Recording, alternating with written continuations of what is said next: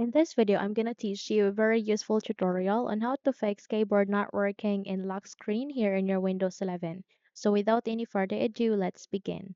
So first of all, you need to proceed to your lock screen. Okay, so in my case, I'll be just showing you an image since the moment I will put my Windows into lock screen, I won't be able to record it. So I believe that showing you an image is the best way so that I can show you the steps. So at the bottom right side of the screen, where you can see there a list of icons. So icons like this, which is the language icon, your computer icon, the ease of access center icon, and the power menu icon. So you might have the ease of access center icon, and this icon would look like this for ease of access center, or you would be having an accessibility icon, which is like a human icon. Okay, so just have to click on that.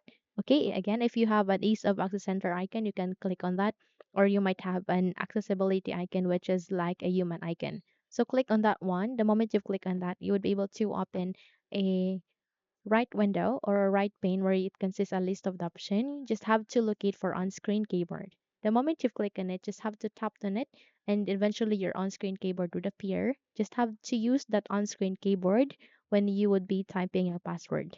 In that way, you would be able to open your Windows 11 using that on-screen keyboard. Okay? Now that's it. If you think this video had helped you a lot, then don't forget to subscribe, hit the like button, as well as the bell icon to be updated for more tutorials like this. Thank you for watching and have a good day, everyone.